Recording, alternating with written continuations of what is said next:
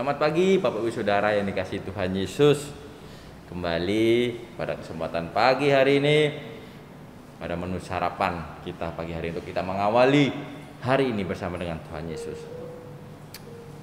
Puji nama Tuhan Yesus. Kalau kita boleh melihat ya keadaan dunia sekarang, terlebih ya kita boleh ya mungkin kita mengalami masa pandemi ini sudah 1 tahun lebih ya Bapak Ibu Saudara, dan kita boleh melihat dampak yang luar biasa di masa pandemi ini semenjak virus corona ini masuk ke Indonesia, dan kita boleh melihat apa yang terjadi dengan dunia ini, terutama dampak yang terjadi di perekonomian yang ada di negeri kita Indonesia ini. Dan kita boleh melihat hari-hari ini PPKM masih sedang berlangsung ya Bapak Ibu Saudara, dan saya melihat dampaknya ya boleh dibilang ya banyak dari mungkin rekan-rekan, ada orang-orang teman ya mungkin saudara kita yang terdampak, mungkin ya kita sendiri yang terdampak juga ada ya, mungkin dengan di dunia pekerjaan, mungkin usaha pekerjaan ataupun yang lain-lainnya, mungkin kita boleh merasakan dampaknya. Dan bukan hanya orang dunia saja yang terdampak, kita anak-anak Tuhan pun terdampak dengan adanya ya boleh dibilang inilah krisis ekonomi, guncangan yang terjadi di masa-masa pandemi ini. Tapi kita sebagai anak Tuhan, kita punya Tuhan Yesus. Kita punya Tuhan Yesus yang luar biasa. Kita mau melihat tokoh Alkitab di mana ya ini juga mengalami sesuatu krisis yang terjadi. Ya, boleh dibilang lah krisis lah ini. Satu tokoh yaitu kita mau baca di Kejadian 26. Nah, kalau di situ perikrupnya panjang ya. Di situ ditulis Ishak di negeri orang Filistin. Tetapi saya ingin baca mungkin ada beberapa ayat. Nanti mungkin Bapak Ibu Saudara bisa baca sendiri. Itu kalau di situ pasal 26 ya, panjang sekali. Tapi saya ingin baca di ayat yang pertama. Maka timbullah kelaparan di negeri itu. Ini bukan kelaparan yang pertama yang telah terjadi dalam zaman Abraham. Sebab itu Ishak pergi ke Gerar kepada Abimelek raja orang Filistin. Nah, di sini Ishak mengalami ya boleh dibilang kelaparan ya, krisis. Kalau kelaparan ini sudah bukan suatu hal yang biasa, tapi ini suatu yang luar biasa, krisis di mana kelaparan dan tidak bisa makan. Berarti kan di situ terjadi kekeringan, tidak bisa menanam, sehingga di situ dikatakan terjadi. Nah, ternyata kejadian ini tidak terjadi untuk pertama kali. Dulu pada saat zaman Abraham, ayah Ishak juga pernah mengalami itu, dan akhirnya si Abraham harus mengungsi ke Mesir. Tapi kita mau melihat di ayat yang kedua, lalu Tuhan menampakkan diri kepadanya serta berfirman, janganlah pergi ke Mesir, diamlah di negeri yang akan kukatakan kepadamu.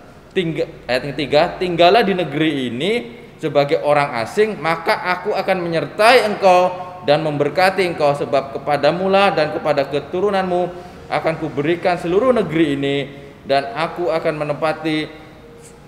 menepati sumpah yang telah kuikrarkan kepada Abraham ayahmu. Nah, ternyata mungkin ada orang-orang yang di sekitar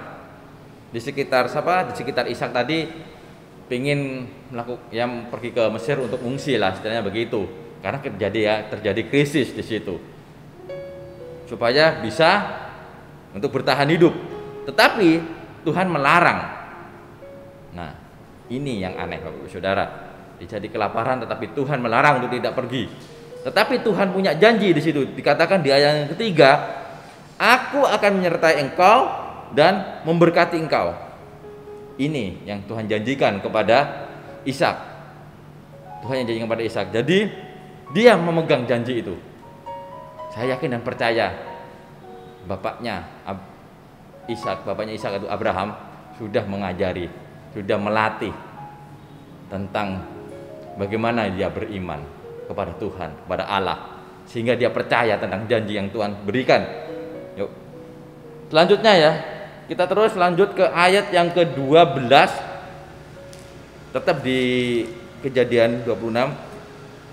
Kalau tadi Tuhan berjanji akan menyertai dan memberkati, kita mau melihat di ayat yang ke-12 suatu hal yang luar biasa. Maka menaburlah Ishak di tanah itu, dan dalam tahun itu juga ia mendapat hasil 100 kali lipat, sebab ia diberkati Tuhan. Ayat ke-13, dan orang itu menjadi kaya, bahkan kian lama kian kaya, sehingga ia menjadi sangat kaya. Luar biasa, luar biasa. Di tempat kelaparan, namanya tempat kelaparan pasti tidak ada sesuatu hal yang bisa tumbuh. Mungkin tanahnya kering. Di situ dikatakan maka menaburlah Ishak. Nah, berarti Ishak itu menabur di tanah yang gersang. Kalau di tanah yang gersang, saya pernah membawakan tentang tanah hati ya Bapak Ibu Saudara, tentang bagaimana tanah, sifat tanah itu tadi. Kalau tanah itu kering, apakah bisa bertumbuh tanaman itu? Nah, di sini Tuhan katakan, di sini dikisahkan bahwa maka menaburlah Ishak, dan suatu hal yang luar biasa, hasilnya menghasilkan 100 kali lipat. Bayangkan Bapak Saudara, di tanah yang kering menabur, tetapi tadi dikatakan di ayat yang sebelumnya yang saya baca, di ayat yang kedua dan ketiga, bahwa Tuhan akan menyertai dan memberkati. Ini yang dipegang oleh Ishak. Ini yang dipegang oleh Ishak, sehingga dia percaya dan yakin Tuhan akan menyertai dan memberkati. Tuhan dan yakin akan memberkati. Saya yakin dan percaya, sehingga hasilnya luar biasa, semakin kaya. Terus di selanjutnya Bapak Ibu Saudara bisa baca di situ Ishak, mungkin karena Ishak menjadi orang yang kaya di situ, membuat iri penguasa bangsa Filistin di situ.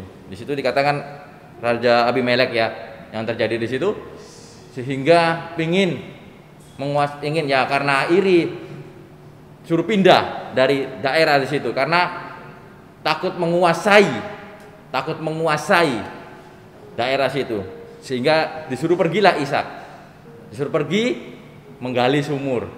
Setelah digali sumur, nah mata airnya itu muncul, diambil oleh bangsa Filistin. Terus sampai beberapa kali, sampai yang terakhir banyak sumur-sumur yang pernah digali oleh ayahnya yang ditutup oleh bangsa Filistin, digali kembali, sumbernya mengalir semua, sehingga ada sesuatu yang luar biasa. Dulu yang sumur-sumur mati bisa hidup semua. Bahkan yang terakhir, yang digali sumur yang terakhir dan tidak diambil oleh bangsa Filistin, di situ dikatakan di ayat yang ke-22, ia pindah dari situ dan menggali sumur yang lain lagi, tetapi tentang sumur ini mereka tidak bertengkar. Sumur ini dinamainya Rehobot, dan ia berkata, sekarang Tuhan telah memberikan kelonggaran kepada kita sehingga kita dapat beranak cucu di negeri ini. Nah, sehingga yang terakhir dapat sumur itu tadi. Ya, sumur ini kan digunakan untuk bercocok tanam, untuk memberi minum ternak-ternaknya. Nah, karena air ini sangat penting juga. Tadi kan saya sudah bilang, pada saat terjadi kelaparan kan berarti kekeringan terjadi, tidak ada sumber air. Tetapi Tuhan memberkati di situ. Tuhan memberkati di situ sehingga Ishak percaya tentang janji Tuhan. Ishak menabur di tanah yang kering, sehingga menghasilkan buah yang banyak, menghasilkan hasil panen 100 kali lipat, sehingga dia menjadi sangat kaya dengan hasilnya itu tadi. Terus sumur-sumur yang kering-kering tadi yang pernah dimiliki oleh ayahnya dulu digali, sumbernya pun keluar semuanya, sehingga kekeringan pun tidak terjadi, sehingga bangsa Filistin pun iri dan ingin menguasainya. Ayat yang ke-23 kita baca, ayat 23 dan 24. Dari situ ia pergi ke Berseba, lalu pada malam itu Tuhan menampakkan diri kepadanya serta berfirman, "Akulah Allah ayahmu. Janganlah takut sebab aku menyertai engkau. Aku akan memberkati engkau." Janji Tuhan kembali diberikan kepada Ishak. Janganlah takut. Nah, ini kuncinya Bapak Ibu Saudara. Pagi hari ini, meskipun kita menghadapi mungkin krisis ekonomi, perekonomian dunia, mungkin perekonomian seluruh dunia, kita pun merasakan dampaknya. Tetapi satu hal, firman Tuhan katakan, janganlah takut. Aku akan menyertai engkau. Aku akan memberkati engkau. Dan firman Tuhan ini berlaku buat Bapak, Ibu, Saudara, dan saya. Saya yakin dan percaya ini kunci untuk kita menghadapi hari-hari ini. Kita percaya, kita jangan takut, kita punya Tuhan Yesus yang luar biasa. Dan satu kuncinya lagi Bapak Ibu Saudara, selain kita percaya dan jangan takut sama Tuhan, jangan takut sama apa yang terjadi dengan keadaan sekarang, kita percaya sama Tuhan. Satu lagi kuncinya, tadi sudah dilakukan oleh Ishak, menabur di tanah yang kering. Kalau menabur di tanah yang baik, tanah yang subur, oke, pasti tumbuh subur. Tapi kalau menabur di tanah yang kering, apa yang terjadi? Secara logika tidak mungkin. Tetapi ini kunci sukses, dan ini janji firman Tuhan. Janji firman Tuhan. Menabur di tanah yang kering maksudnya ada arti rohaninya Bapak Ibu Saudara. Jadi kita memberi, menabur pada saat kekurangan. Kalau berlimpah, oke, kita memberi bisa. Kita ngasih orang bisa. Tetapi pada saat kekurangan, apakah kita bisa memberi? Seperti janda pada saat memberikan persembahan, dia memberi dari kekurangannya, bukan dari kelimpahannya. Ini salah satu kunci berkat Bapak Ibu Saudara untuk kita menghadapi hari-hari ini. Terlebih masa-masa krisis yang kita hadapi. PPKM masih belum berakhir. Dampaknya luar biasa dengan harga yang mulai naik. Dan saya pekerjaannya di konstruksi ya, di kontraktor. Dan saya melihat bahan-bahan bangunan tidak turun, tapi naik. Tetapi Tuhan menyertai, memberkati. Satu hal yang luar biasa. Di saat kita kekurangan, kita menabur, kita memberi. Dan itu sebenarnya, itu yang Tuhan mau ajarkan pada kita, bahwa kita yakin dan percaya kalau kita menyerahkan semuanya sama Tuhan. Jangan takut, tetap percaya tentang janji Tuhan bahwa Tuhan akan menyertai, dan kerjakan bagian kita. Tuhan suruh apa? Menaburlah di masa kekeringan, bukan menabur di masa-masa baik, tapi menabur di masa kekeringan, di mana kita akan mendapat berkat 100 kali lipat. Selamat pagi Bapak Ibu Saudara, ini yang menjadi kekuatan kita pagi hari ini. Saya yakin percaya sepanjang hari ini kita mau belajar bahwa Tuhan Yesus yang tetap menyertai hidup kita. Selamat pagi, Tuhan Yesus memberkati.